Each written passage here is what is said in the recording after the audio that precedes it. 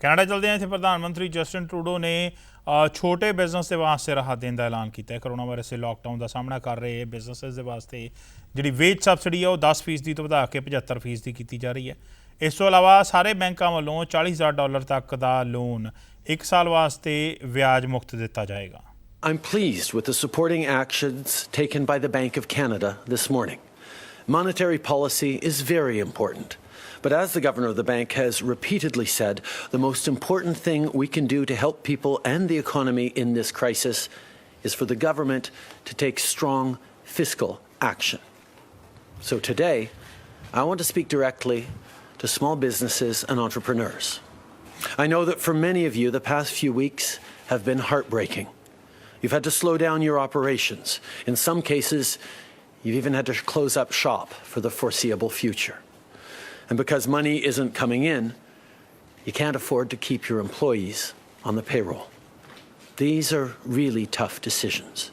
Tough because you don't want to let the people go who help you run your company in their time of need. Tough because some of you have built your business over the course of many years, if not decades. And now it seems like this climate of uncertainty could threaten everything you've worked for. I know many Canadians across the country are saddened to see their favourite neighbourhood spots closed. These are the places that make our communities feel like home. Our government knows you're really feeling the impacts of this pandemic, especially with the end of the month coming up. So here's what we're going to do to take some of that pressure off. Last week, we had announced that we would cover 10% of wages, but it's becoming clear that we need to do more, much more.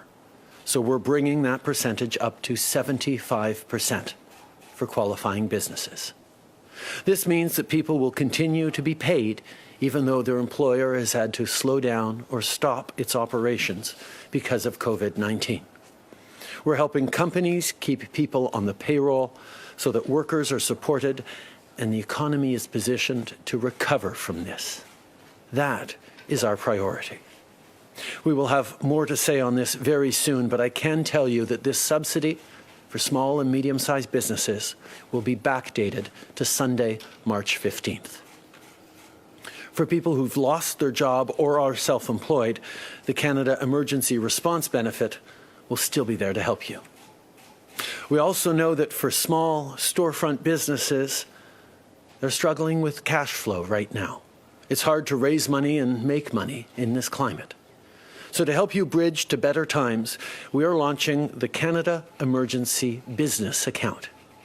With this new measure, banks will soon offer $40,000 loans, which will be guaranteed by the government to qualifying businesses. The loan will be interest-free for the first year, and if you meet certain conditions, $10,000 of it will be forgivable. Our government will also provide an additional $12.5 billion through Export Development Canada and the Business Development Bank to help small and medium-sized businesses with their operational cash flow requirements. This means that businesses will be able to apply for a guaranteed loan when they go to their financial institutions to get help as they weather the impacts of COVID-19. Lastly, we're announcing that we will defer GST and HST payments, as well as duties and taxes owed on imports, until June. This is the equivalent of giving $30 billion in interest-free loans to businesses. So if you're struggling to get by right now and you have a payment due at the end of the quarter, we're going to give you more time. It will also allow you to keep the money that you would have been sent to the government and use it instead for your immediate needs.